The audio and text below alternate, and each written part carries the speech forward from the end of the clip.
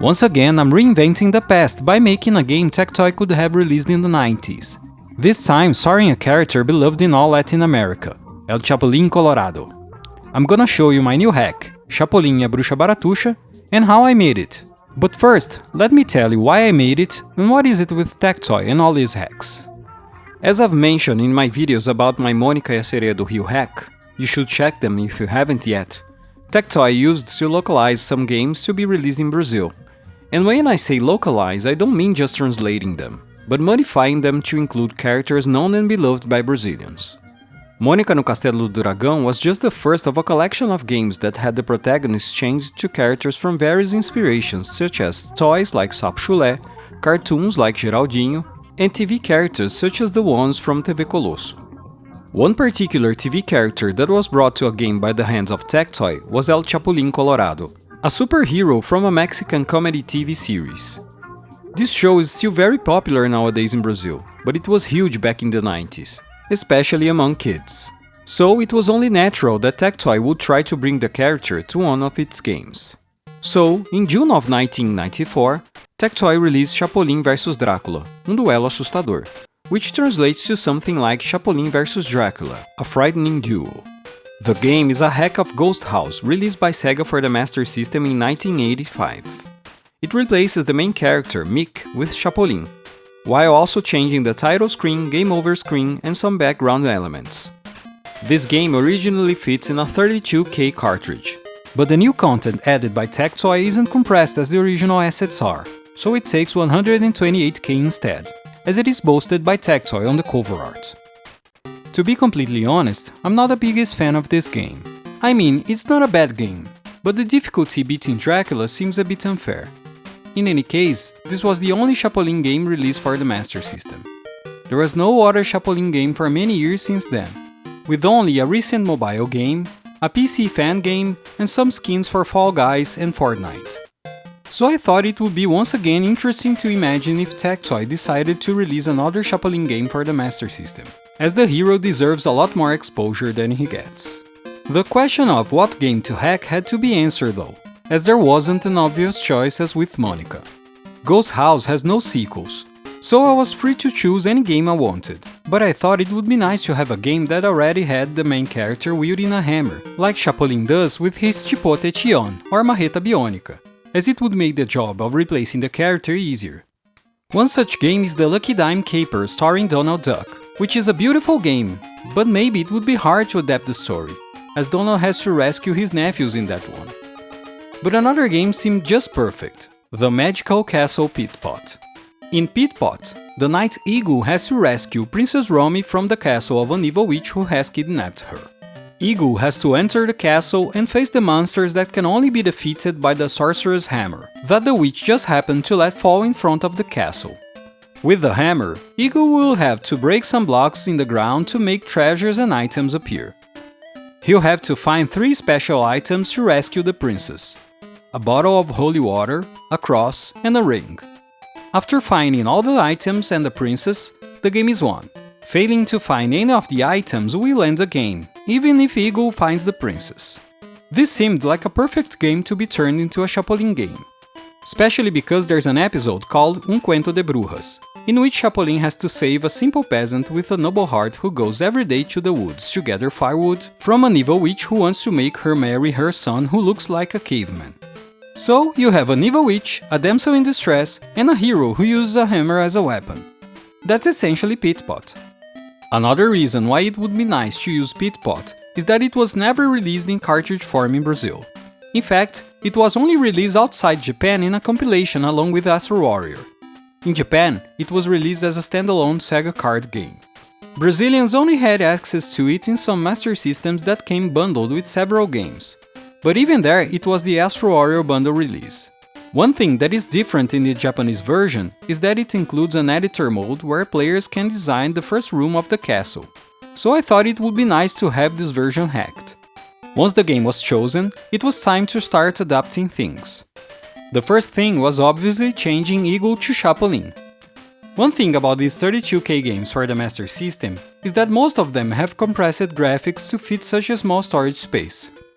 So, differently from Wonder Boy, where most sprites are not compressed and can be easily edited in most editing tools, in this case, I had to use a tool to extract the graphics, alter them with another tool, and then reinsert them into the game. The problem is that the new graphics must be the same size or smaller than the original, and even simple things like changing colors can make them bigger. When I changed Eagle to Chapulín, the mere change of colors already made the new graphics bigger than the original. Even having Chapulín's head smaller than Eagle's wasn't enough. So I had to alter the color of one of the enemies, the Cyclops. I changed for a lighter shade of pink, so they look as close as I could still make them be. Chapulín's hammer was something I had to leave untouched. I really wanted to make it closer to the original, with a yellow handle and a red head, but using the same colors as Chapulín just made the hammer blend with the character. And I didn't have other shades of red or yellow to make it look a bit different, unless I changed the whole palette.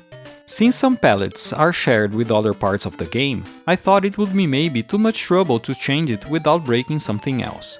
So I left it as it was. But I managed to include another of Chapulín's weapons, his paralyzing horn. In the original, Eagle can pick a heart that will paralyze his enemies for a short while, so I replaced the heart with the horn. In the same tile set as Chapulín, we have the princess, which I had to change to the peasant. Again, it would be troublesome to make her dress resemble the one in the TV series episode, because it would make the file bigger. But here there was yet another problem, and I'll avoid getting too technical to explain it. But basically, parts of the graphics are done in a simpler way using 1 bit per pixel, which can be only black or white, hence 1 bit. 0 for black, 1 for white. Some tiles of her dress are like that, meaning I could only make those parts black or white. So I decided to leave her dress as it was, just removing the crown from her head. The witch is also in this tile set, and I changed her hair to match the TV series character better, while also changing her cane to the magic one from the TV series. Another sprite that uses the 1 bit per pixel format is the silhouette you see when the main character is defeated. I also changed it to match Chapulín's figure. With the main sprites ready, it was time to change the intro cutscene. Here I replaced Eagle with Chapulín and changed the witch's hair to white, nothing fancy. I also added a bit more of color to the bricks in the castle, but the colors are so similar that the effect is probably too subtle to be perceived. Next, I modified the ending screen. This was the only place where Eagle appeared without his helmet, so it wasn't very hard to change his clothes to Chapulín's. The only thing I changed in the princess was the crown, as part of the dress could only be white as explained earlier. And finally, I modified the title screen. Here, there's a little animation of Eagle coming and hammering the dot in the eye letter in pitpot to move it to its place. Eagle was already changed to Chapulín as the sprite is the same as in-game, but there was a problem. The palette was different, so the color used for Chapulín's skin was changed in the title screen to blue. Instead of changing the palette, that could have effects elsewhere in the game, I changed Chapulín's skin tone. The last color in the palette was a different shade of orange, and that color didn't change from one palette to another. But this change also made the main sprite tile set bigger, and it wouldn't fit unless I changed something else. Thankfully, there's an unused enemy sprite in the tile set, so I just removed it. With that fixed, I modified the game title with the logo used in the Brazilian TV show. One interesting bit about it is that in the TV show, Chapulín is spelled with an N.